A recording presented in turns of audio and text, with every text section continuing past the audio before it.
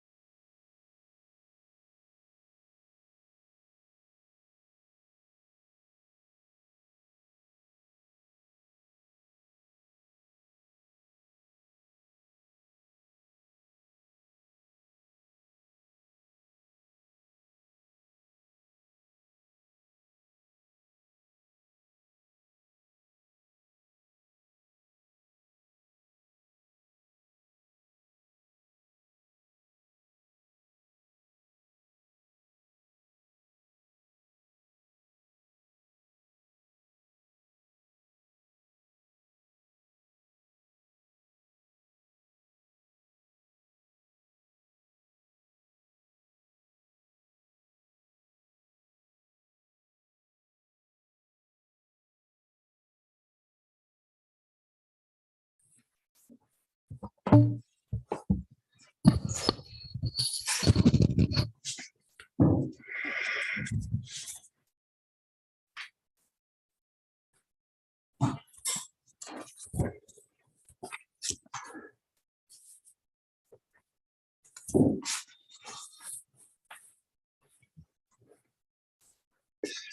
morning, everybody.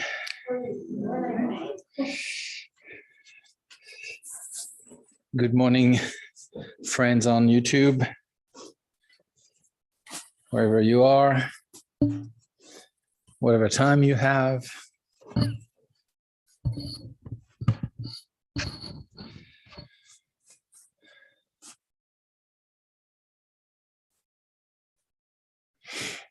Okay, so let's begin by taking refuge and generating the enlightened mind attitude. Until I have reached full awakening, I take refuge in the Buddha, the Dharma, and the Supreme Assembly. By means of beneficial actions, such as generosity, may I attain enlightenment in order to benefit beings. Until I have reached full awakening, I take refuge in the Buddha, the Dharma, and the Supreme Assembly. By means of beneficial actions, such as generosity, may I attain enlightenment in order to benefit beings. Until I have reached full awakening, I take refuge in the Buddha, the Dharma, and the Supreme Assembly. By means of beneficial actions, such as generosity, may I attain enlightenment in order to benefit beings. May all beings find happiness in the cause of happiness. May they be free from suffering in the cause of suffering. May they not be separated from the perfect happiness that is free from suffering. May they abide in great equanimity, free from attachment and aversion to those near and far. May all beings find happiness in the cause of happiness. May they be free from suffering in the cause of suffering. May they not be separated from the perfect happiness that is free from suffering. May they abide in great equanimity, free from attachment and aversion to those near and far. May all beings find happiness in the cause of happiness. May they be free from suffering in the cause of suffering. May they not be separated from the perfect happiness that is free from suffering. May they abide in great equanimity, free from attachment and aversion to those near and far.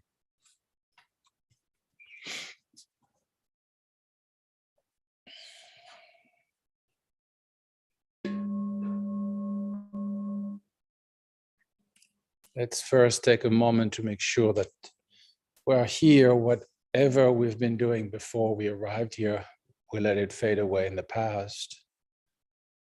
Whatever we might have to do in the future, we can leave it on hold for now, so that we come to really enjoy the presence of this moment, the freedom and leisure that are ours right now.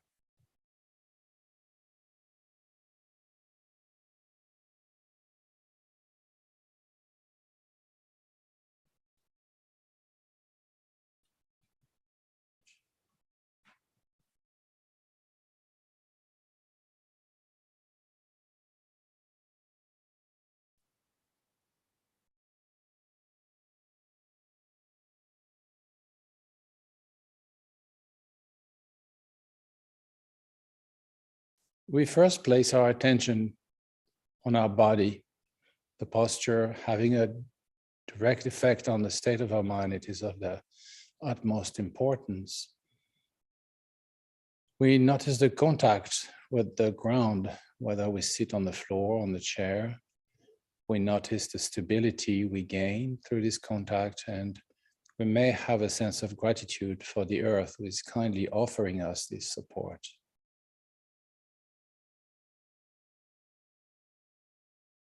Our hands may be resting palm down on our thighs, or in the meditation gesture, which is the right hand in the left, both resting in the lap. Our shoulders are slightly outstretched so that our back is not caving. And our spine is straight without unnecessary tension.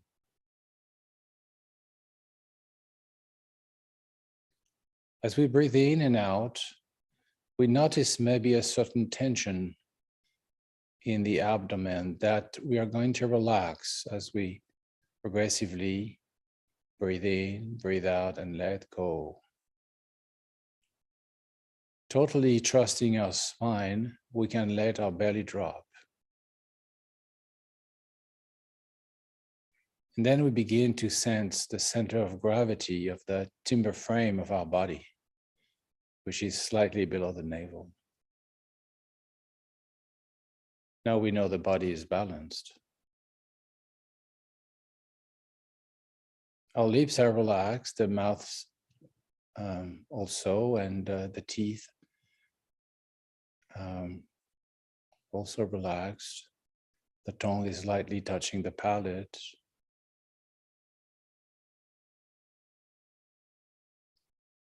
Breath comes and goes mostly through the nostrils.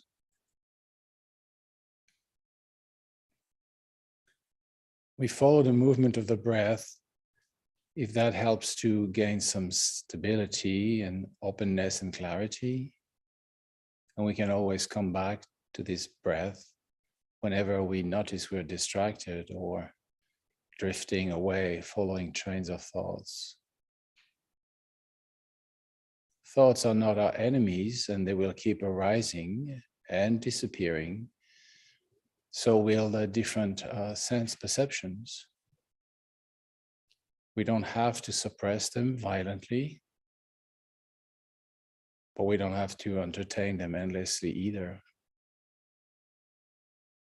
We notice them arising and almost simultaneously vanishing.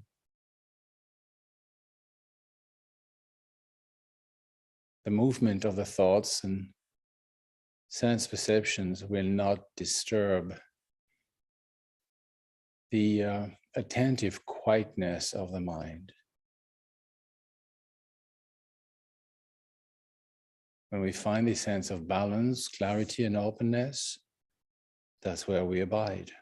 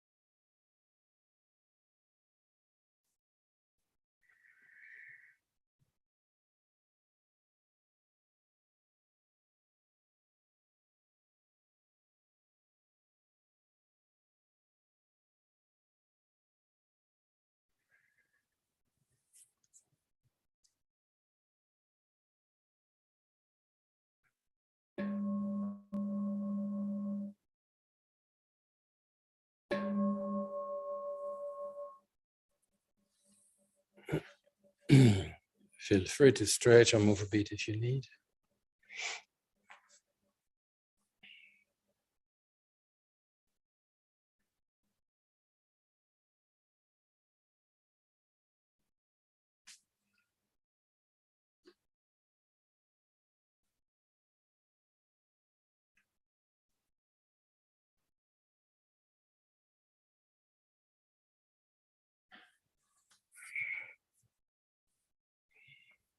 In the mind training in 7-point, as you know, the 7th chapter of 7th point is dealing with sorts of guidance and guidelines and advices to further our practice of mind training and develop both wisdom and compassion, sort of like simultaneously. And the 49th point of the 7th chapter is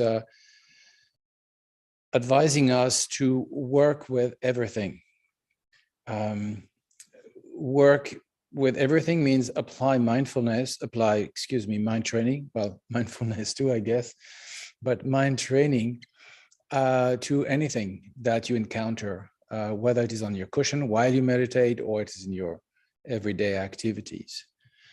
And in his text, bringing ease and discomfort to the path, that's the title of the text. The third Dodrupchen Rinpoche explained this, and he gave us like the prerequisite condition to be able to do that. And the prerequisite condition is to drop all attitude that are unwilling to cope with difficulty. Drop the unwillingness to deal with the discomfort. And I think it's a very important advice, because when you're unwilling to face or experience the slightest discomfort, I'm not even talking about, serious suffering, your body, speech, and mind are all sort of like marshaled to fight against anything that would be discomfortable. Therefore, there is no more energy left to work with the difficulty, because it's all absorbed by the unwillingness to cope with difficulty. We all know this, we have tasks to do. And we always end up on social media because we don't really want to work with that thing. There is a reluctance, and we sort of like push it aside. And it's actually very, very painful, because maybe you don't do it for a day, 2 days, 3 days, but you feel bad because anyway, you have to face it. It's coming back at you all the time. So, if suddenly you have a little bit of space and energy and you say like, yeah, I'm going to do that. I'm just going to tackle that thing and work with it until it's done. Then you realize that suddenly a lot of energy that were seemingly absent are joining this intention and joining a sort of team effort. And there is a great joy when you finish this task. So it's the same thing applies in life.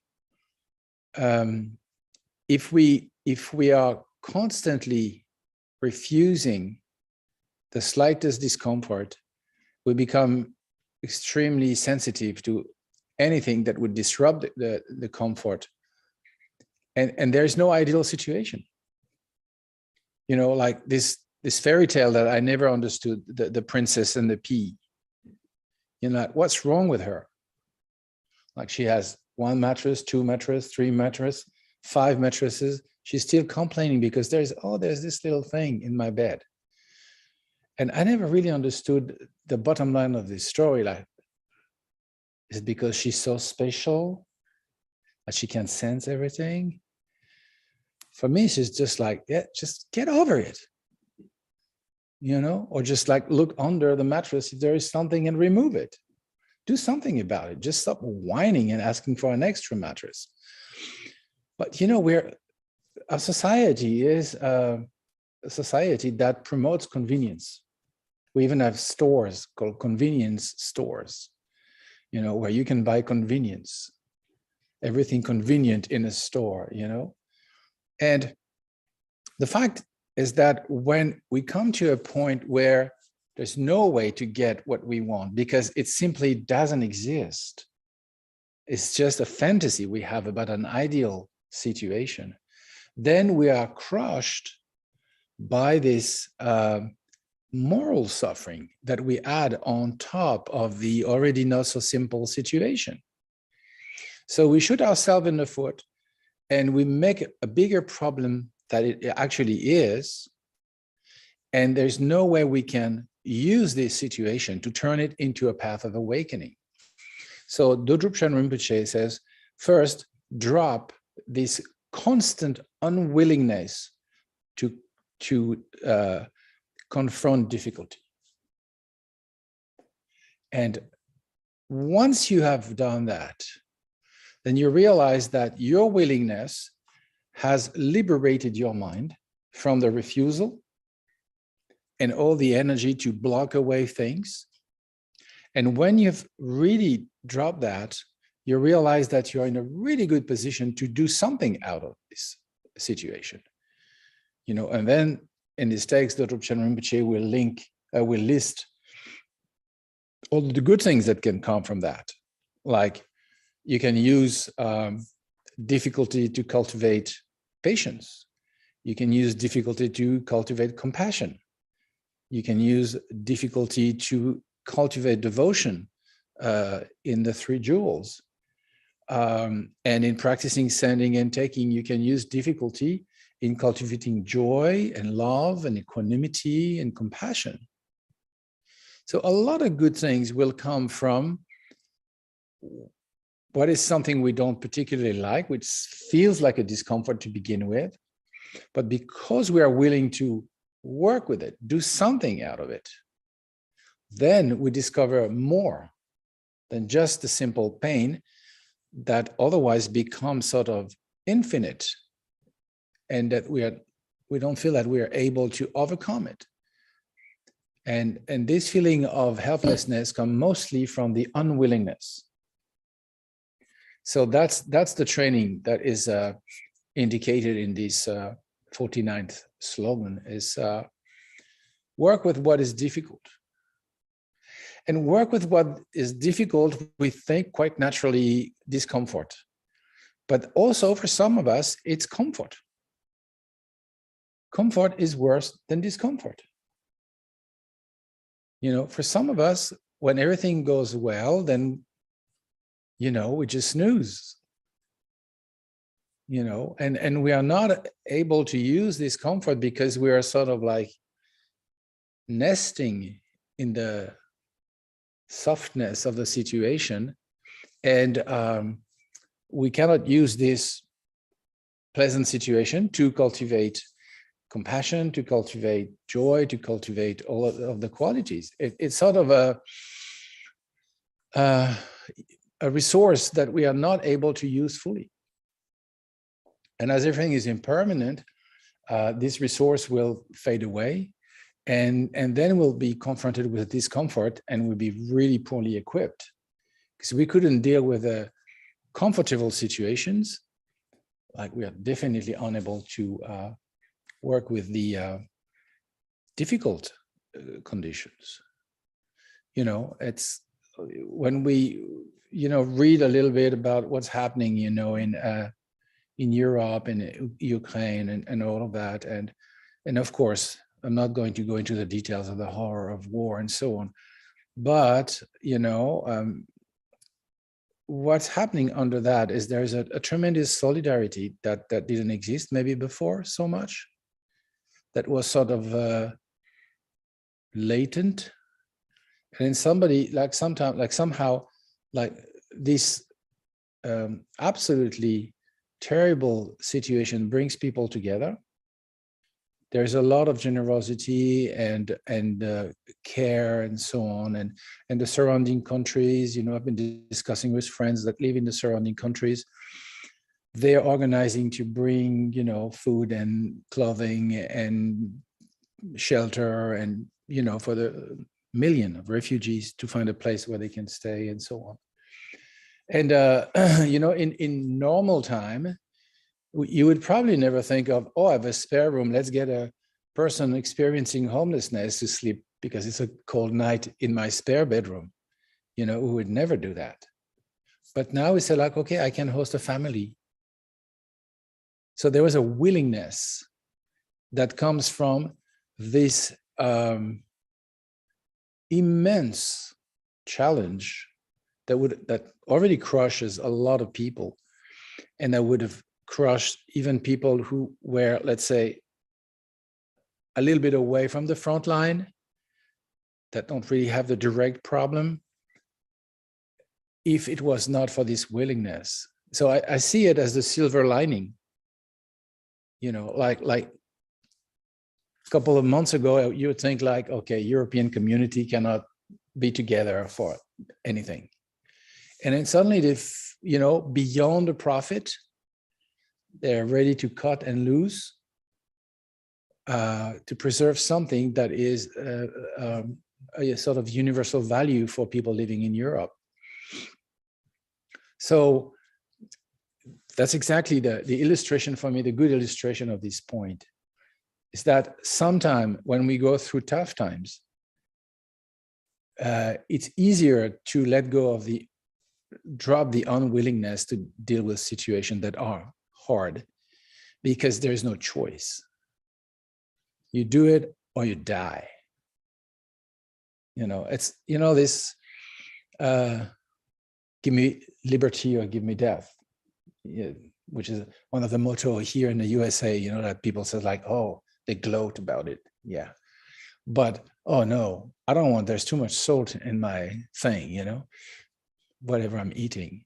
We're so far away from that. This where, the American Revolution was also a time of life or death. People were really seriously dying, and there was not really certainty regarding the outcome. I mean, it's just a bunch of colonies, and not all of them, that wanted to oust the British Empire. It's just like crazy, right? But there was a willingness, and the willingness brings the commitment brings the resources, and all of these moral reluctances that come from, I don't want to be, confronted with any discomfort, we're blown away. So that's the topic on this particular slogan is drop the unwillingness, work with everything that life brings. If it's painful or if it's pleasant, and for you it's difficult to work with either one or the other, just like embrace it fully and work with it. Okay, let's go back to our meditation, which sometimes is the unpleasant thing to do.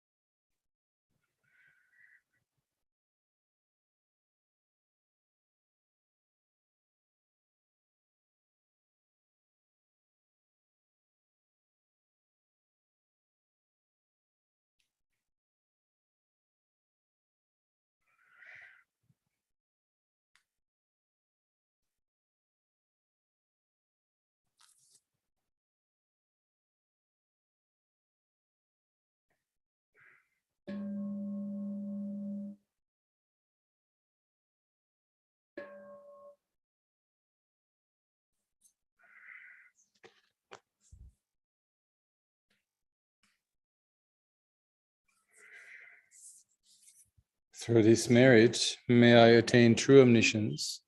Then, having overcome all harmful, destructive forces, may I liberate sentient beings from the ocean of existence and its turbulent wave of birth, old age, sickness, and death. May the most precious mind of awakening that has not yet dawned now rise. Once arisen, may it never decline, may it continue to increase evermore.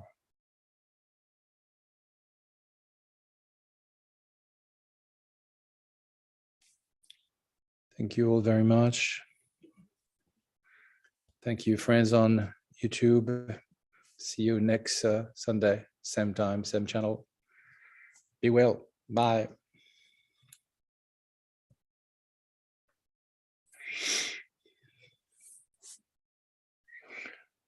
So